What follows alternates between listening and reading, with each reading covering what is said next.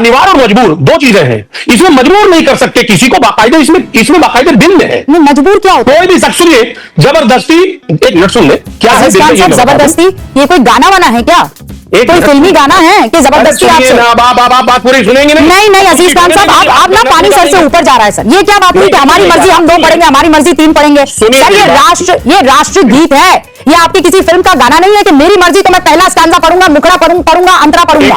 ये राष्ट्रगीत है। संसद भवन से कानून पारित हो गया है, उसको कैसे नहीं मानेंगे आप? कि ऐसा है कि अननेसेसरी इस चीज को, it is necessary sir, I am sorry, do not use this word unnecessary. राष्ट्र प्रतीकों को आपने मजाक बना दिया है सर। मोहब्बत करते हैं, सुनिए मेरी बात। क्या वो मोहब्बत करते हैं? एक मिनट, दुनिया भर के जिना करने में हमको कोई दिक्कत नहीं होगी, तो वंदे मातरम पढ़ने में हमारा इस्लाम खतरे में आ जाएगा। इस्लाम तब खतरे में क्यों नहीं आता जब इंसानियत को आप शर्मसार करने पर आमदा हो जाते हैं? इस्लाम तब खतरे में क्यों नहीं आता है जब किसी औरत को ट्रिपल तलाक के दुल्हन दे देते हैं? बताइए अजीज खान साहब, आपने इसे अननेसेसरी कैसे कहा? वंदे मातरम राष्ट्र प्रतीक है सर, मजाक नहीं है। भारतीय जनता पार्टी तो रेपिस्टों को माला पहनाती है, आपने देखा नहीं? वो गुजरात में हो चाहे उनके मंत्री हजारीबाग में, वो तो रेपिस्टों को माला पहनाते हैं। ये धर्मेंद्र प्रधान के साथ क्या व्यवहार होना चाहिए था? लेकिन क्या व्यवहार होना चाहिए था धर्मेंद्र प्रधान के साथ? बताइए, आप खोलकर बताइए क्या व्यवहार होना चाहिए था? चरित्र दोष किसकी है यह बताने का प्रयास कर रहे हैं। चरित्र दोष क्या हो गया? पेपर लीक हुआ, शिक्षा मंत्री ने इस्तीफा दे दिया, बहुत अच्छा हुआ। सीजेपी ने तालियां बजाई, ये कह दिया सुबह हो गई मामू, सब हो गया जंतर मंतर पर। उसके बाद क्या व्यवहार होना चाहिए था धर्मेंद्र प्रधान के साथ? आपको इतनी आपत्ति है उनको अगर किसी ने शॉल उड़ा दिया तो? नहीं, आप बताइए क्या होना चाहिए? नहीं समझ मुझे क्या शिक्षा मंत्री उन्होंने पेपर लीक हो रहा है, एहसान क्या कर दिया? कोई एहसान नहीं किया, बहुत अच्छा हुआ। लेकिन आप लोग लिंचिंग के लिए भड़काना बंद कीजिए, आप लोग लिंचिंग के लिए भड़काना बंद कीजिए। अनुराग भदौरिया जी, आप इस तरह की भाषा बोलेंगे, आप इस तरह की, आप लोगों के चक्कर में वो सीजेपी के एक प्रवक्ता के साथ क्या व्यवहार हो रहा है राजस्थान में, मैं निंदा करती हूँ उसकी। स्वागत है आप सभी का एक और नए वीडियो में, जहां हम आपको दिखाने वाले हैं कि टीवी न्यूज़ की दुनिया में क्या हलचल मची है। न्यूज़ डिबेट्स में एंकर्स वर्सेस स्पोक्सपर्सन्स वर्सेस स्पोक्सपर्सन, और कैसे ये ड्रामा आपको हंसाता है, कभी कभी गुस्सा भी दिलाता है। तो ये सब ज़रूरी है आपके ज्ञानवर्धन के लिए भी, और साथ ही साथ थोड़ा सा मनोरंजन का तड़का भी होता है इन डिबेट्स में। तो देखते हैं कुछ डिबेट्स के कुछ मज़ेदार लेटेस्ट ब्रांड न्यू मोमेंट्स। इस देश में कई न्यूज़ चैनल्स हैं और हर न्यूज़ चैनल्स में एक एंकर शाम को 5 बजे से शुरू होकर रात के 10 बजे तक डिबेट्स ही कराते हैं, और ये डिबेट्स सिर्फ स्पोक्सपर्सन को बुला के तमाशे करवाती है। और इन डिबेट्स के दौरान ही ये होता है कि आपको इन पार्टीज़ की और इन पार्टीज़ के स्पोक्सपर्सन्स की असलियत बाहर आती नजर आती है। तो आइए दिखाते हैं आपको ऐसे ही कुछ मजेदार मोमेंट। लेफ्ट भी ऐसा एक प्रस्ताव लेकर आएगा कि वंदे मातरम वो पूरा नहीं गाएंगे। जिन्ना ने भी यही किया था और उसके बाद मुस्लिम लीग बनी और देश का बंटवारा हो गया। हाँ, देश का बंटवारा हो गया। 1950 की बात करिए, जब कॉन्स्टिट्यूएंट असेंबली बैठी, उस कॉन्स्टिट्यूएंट असेंबली में अंबेडकर भी थे, नेहरू भी थे, और उसके साथ साथ श्यामा प्रसाद मुखर्जी। और श्यामा प्रसाद मुखर्जी ने क्या लिखा है, जाके दर्शक पढ़े। ही एंडोर्स्ड कि पहले 2 स्टैंजा भी ठीक हैं for the communal harmony in the nation. उन्होंने कहा इस चीज को, लिखा इस चीज को, पढ़ा गया इस चीज को। ये फाउंडिंग फादर से ज्यादा बड़े हो गए आजकल, श्यामा प्रसाद मुखर्जी से ज्यादा बड़े संघीय और जनसंघीय हो गए आजकल मोदी साहब और अमित शाह साहब। ये मिस्टीरियस मूव है देश को तोड़ने का। जेनजी वहां पहुंच गया था, आपको मुद्दा चाहिए था अमित शाह जी, आप इस मुद्दा दिया किसने? वंदे मातरम गाने से देश टूट जाता है और वंदे मातरम को नहीं गाने से देश सफल जाता है। ये तो वही बात हो गई जो लड़कियां भी इस तरह वायरल हो रही है, इस हफ्ते में वायरल हो रही है, जो कह रही है व्हाट इज दिस नॉनसेंस, हम जेनजी है, हम आर्मी की भी रिस्पेक्ट नहीं करेंगे। ये तो वही बात हो गई। मतलब क्या इलॉजिकल बात है सर? मतलब वंदे मातरम, जिन्ना ने बोला मैं 2 छंद गाऊंगा, मैं 2 छंद ही बोलूंगा वंदे मातरम के, और उसने देश का बंटवारा करा, और आप कह रहे पूरा वंदे मातरम गाने से देश टूट जाएगा। मतलब व्हाट इज दिस? पूरा वंदे मातरम गाने से देश टूट जाएगा, इससे खराब बात नहीं हो सकती। देखिए, बकरी चोर आजम खां के तमाम जो घोटाले हैं, घपले हैं, अब उन्हें प्रवर्तन निदेशालय की एंट्री तो स्वाभाविक है। चोर आजम खां के खिलाफ 80 से अधिक मामले प्रलंबित हैं, कई मामलों में कन्विक्ट भी हो चुके, सजा याफ्ता है। आजम खां ने अगर लोगों से घोटाला करके, भ्रष्टाचार करके एक यूनिवर्सिटी के नाम पे धन जमा किया है, तो धन शोधन की कार्रवाई उनके खिलाफ होना तो स्वाभाविक है। अब चुनाव अगर नजदीक आ गया तो आजम खां को लूट मारा की छूट दे दी जाए, ये चाहते हैं। साहिल जी, पहले तो मैं आज तक पे और आपके ऊपर एक आपत्ति करता हूं कि प्रेम शुक्ला जैसा व्यक्ति आजम खान के ऊपर बकरी चोप का आरोप लगाता है और आप उसको टोकते भी नहीं है। बकरी चोरी का आरोप है उन पर। तुम अब चुप रहो, बीच में मत बोलो, ठीक है? सुना रहा हूं। योगी, हाँ तो शांत बैठो। योगी आदित्यनाथ की भाषा का प्रयोग मत करो, ये भी ध्यान रखना। शांत रखो, इनको चुप कराइए, इनको चुप कराइए। योगी आदित्यनाथ के ऊपर डकैती और हत्या का आरोप है, तो मैं क्या डकैत बोलूं उनको? और यही भाषा प्रेम शुक्ला को अलग करती है।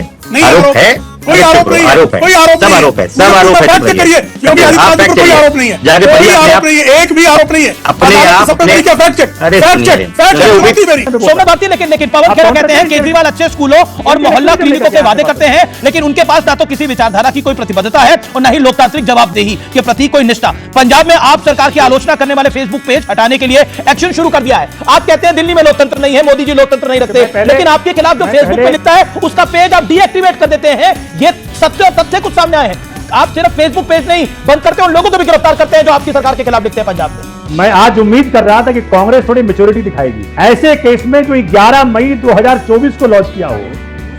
2 साल बाद जब ये पंजाब का चुनाव सर पे है, देखो भाई बीच में बोलोगे तो बोलने नहीं दूंगा किसी कांग्रेस प्रवक्ता को, समझिए ना।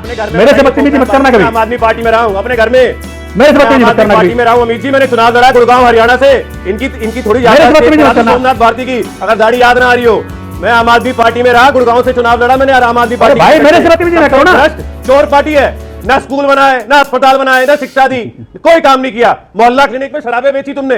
पंजाब में क्या वादे करे थे कि हम इतने स्कूल बनाएंगे, 1% काम पूरा नहीं किया। भैया हमने तो यही पढ़ा है कि इस्लाम परस्ती के खिलाफ पार्टी, हमने ये पढ़ा है कि इस्लाम परस्ती के खिलाफ है। निराकार की साधना बताई, एक अल्लाह का नाम लिया, हमने तो ये पढ़ा है। आपने क्या पढ़ा मैं नहीं जानता। मैंने तो नहीं पढ़ा कि इस्लाम में माताओं के नाम, देवताओं के नाम और एक सेकंड, सबकी आवाज थोड़ा नीचे। यहाँ पर मोहम्मद फैज खान बैठे हुए हैं, इन्होंने भी कुरान को जिसे कहते हैं ना रट दिया है। इनसे ज्यादा बढ़कर तो आप नहीं इस्लाम को जानते हैं Vivek ji. Don't try to put this दिमागी नक्सल हियर, ये आप अपने दिमाग में रखिए। यहाँ पर ये रायता मत फैलाइए। और इसीलिए मैंने बहुत समझ के साथ नहीं, आप ये पूरी कोशिश आप करते हैं। आपका हमेशा ये एजेंडा रहता है।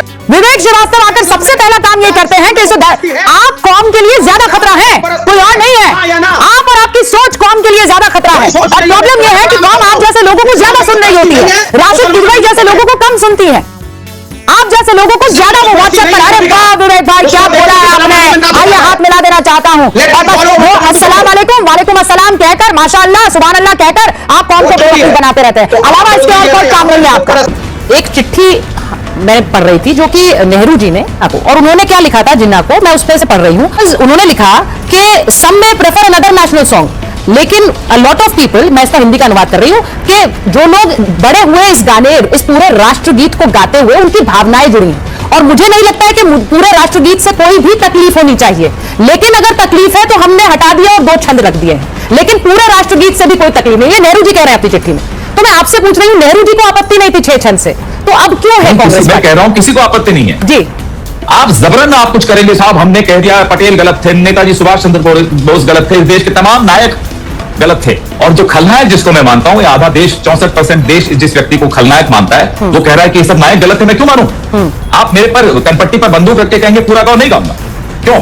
कल को आप 300 सांसद ले आओ, कहो मैं राष्ट्रगान बदल रहा हूं, मैं राष्ट्रगीत बदल चुका हूं, राष्ट्रगान बदलूंगा, कनपट्टी पे नहीं, गले मिलकर कहेंगे तो गा देंगे आप। नहीं, मैं छोड़िए वो बात, ये किसी को आप जबरन नहीं करा सकते। कल को आप तिरंगा बदल देंगे, पवन जी ये तो गीत गाते रहे, हमारे स्वतंत्रता सेनानी 6 छंद गाते रहे। अनिल साहब इस सवाल का जवाब दीजिए। जब भी ईवीएम में कोई गलती होती है, ह्यूमन एरर होता है, कैलकुलेटर है, जब भी गलती से एक्स्ट्रा वोट निकलता, कहीं पर भी एक्स्ट्रा वोट निकलता, वो वोट हमेशा कमल को क्यों निकलता? कभी भी आपने नहीं लिखा कांग्रेस का एक्स्ट्रा वोट निकला है, आम आदमी पार्टी का निकला है, सपा का निकला है, जितने भी खबर आए सिर्फ ये निकला है। बता देते सर, ये बात सच है, ये बात सच है, सच है। क्या बात कौन सा एक्स्ट्रा वोट निकला और कौन सा बीजेपी के लिए निकला, बताओ मेरे को उदाहरण। क्या मैं बताता हूँ क्या था। मैं 50 वोट एक्स्ट्रा होते हैं, 50 वोट एक्स्ट्रा होते हैं ट्रायल के बाद। ये अमित साहब जानते हैं, तो जब भी केरला में भी निकला, नहीं, नहीं जानता, हमको बताइए, we need to know, ये कहाँ हो रहा है, निकला, कहाँ निकला? Not during election, during trial. Trial हद कर रहे हैं आप। ये सही बात है। ये कौन सी दुनिया में जी रहे हैं? नहीं, ये हमारे बात, यही भ्रम है। तहसीन पूनावाला ने अभी ये कहा, ऐसा कैसे हो जाता है कि जब वोट एक्स्ट्रा पड़ते हैं तो वो कमल को पड़ते हैं? हाँ, जोर से बोलिए, क्या? जब भी ट्रायल होता है, जब वोटिंग के पहले ट्रायल होता है, जब भी स्मार्ट, जब भी ट्रायल होता है, आपने पहले नहीं बोला। बिल्कुल कह रहा हूं, जब ना नहीं तो हमारा जो संविधान है वो ये आजादी जरूर हमें देता है, हर नागरिक को देता है कि ये सच है कि हमें हमारे राष्ट्रगीत और राष्ट्रगान का अपमान नहीं करना है, उसका मान रखना है, लेकिन कोई भी जबरदस्ती हमसे गवा भी नहीं सकता। ये भी हमारा संविधान कहता है।